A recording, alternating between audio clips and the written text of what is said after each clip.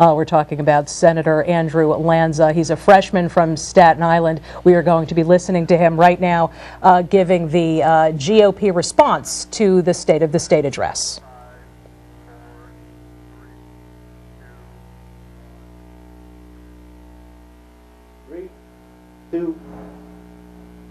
Hello, I'm Senator Andrew Lanza from Staten Island, and I am representing the Senate Majority Conference in giving our response to the Governor's State of the State message.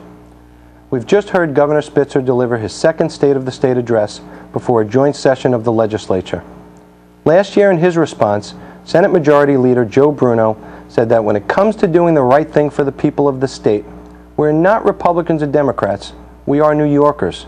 And we must put politics aside and be united in our efforts to make this state more affordable, more livable, and more sensible. Last year, it seemed that far too often, this administration put politics first and foremost. And that is not how we should govern, and it's not how we can best get results to improve the quality of life in New York State. For many years, the Senate majority has fought for the priorities that are most important to the people of New York: tax relief, job creation, investing in a quality education for our children, and ensuring better access to health care. In 2008, the Senate will continue to focus on these priorities and stand with New Yorkers as a check and balance against any attempt to raise taxes, shortchange school districts, or threaten access to health care. Providing homeowners with more relief from skyrocketing property taxes is the most important thing we can do. In my district on Staten Island and throughout the state, families are concerned that they cannot make ends meet and provide for their children because their property taxes are simply too high. 2 years ago, the Senate started a program to give homeowners property tax rebate checks to help them pay their taxes. New Yorkers are paying the highest property taxes in the country, and they deserve more relief. Last year, Governor Spitzer proposed eliminating property tax rebates, but the Senate fought to restore them and actually increase the value for most families. Governor Spitzer also refused to extend this additional property tax relief to senior citizens, and that was the wrong thing to do. This year, the Senate is proposing to significantly increase property tax relief for every New York homeowner. We have proposed a comprehensive property tax relief plan that would double the size of the current STAR rebate for most homeowners and triple the size of the STAR rebate for seniors. The Senate plan eliminates the complicated income brackets and eligibility limits put in place last year. No longer will this administration get to choose which families get property tax relief and which families don't. Under the Senate plan, most families would see an annual property tax rebate check of up to $1,000 or more. Another Senate majority plan would eliminate property taxes altogether as the means of funding our public schools and replace them with a system of fair state funding that will ensure a quality education for all our students. People work hard to pay their property taxes, and we need to work hard to provide them with greater property tax relief. No one has done more to protect property taxpayers and provide them with real tax relief than the Senate majority, because there is simply no more important issue facing New Yorkers. The Governor and Assembly must join us in doing everything we can to get this done, so seniors can afford to stay in their homes and people can afford to provide for their families. In order to help them create new jobs for New Yorkers, businesses also need relief from new taxes. Last year, Governor Spitzer pledged to hold the line on new taxes, then included hundreds of millions of dollars in higher taxes on New York businesses as part of his state budget plan. The Senate stopped them, and we will fight any new job-killing taxes again in 2008. We need to reduce business taxes and increase investments in business to help create jobs, especially where they are needed most. That's why the Senate has proposed Upstate Now, a plan that will transform and revitalize the economy from Buffalo to Binghamton, Rochester, Utica, the North Country, Hudson Valley, and every community in between. We must do everything we can to ensure that the upstate economy experiences the same kind of prosperity we've seen in New York City.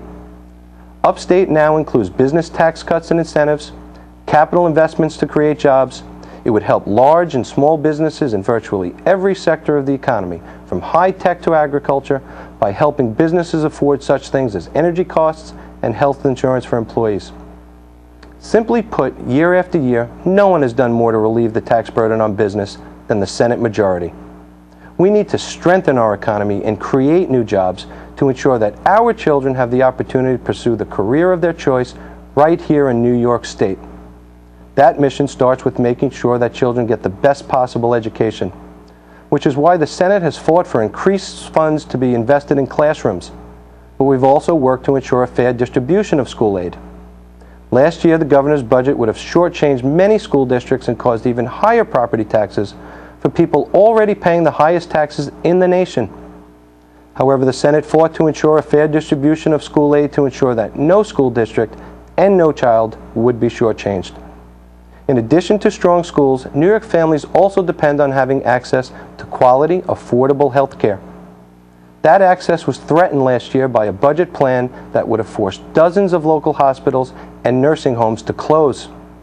It was only the efforts of the Senate majority that prevented this from happening. 1 year ago, New Yorkers said they were expecting change, but they didn't expect the kind of change they got.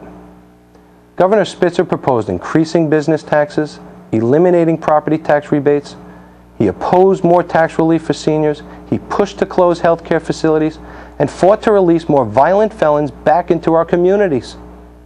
But in the most dramatic change of all, Governor Spitzer fought a battle to give driver's licenses to illegal aliens, a plan that could have seriously jeopardized the safety of all New Yorkers, a plan he wanted to force on the people even though the vast majority strongly opposed it. The Senate majority stood with the people. We led the fight against the governor's plan, and we stopped it. If not for the efforts of the Republicans in the Senate majority, Governor Spitzer's driver's license plan would have simply been rubber-stamped and put into law against the wishes of the people. By opposing plans that are not in the best interest of the people, the Senate majority has served a vitally important role as a check and balance to the governor and the Assembly. The Senate has always understood what is important to you. We share your values and have consistently fought for your priorities. We share your desire for a government that is open and accountable, puts politics aside, and works together to deliver real results that matter to you.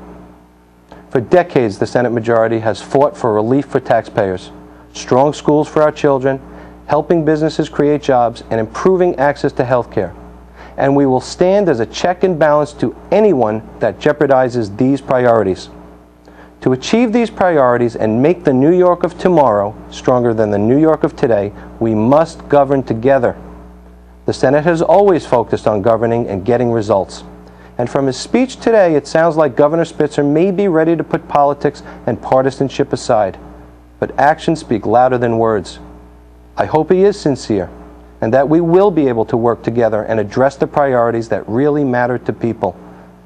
If we do, we can set ourselves on the right track that will lead us to a future of more promise, more prosperity, and more opportunity for us and for our children.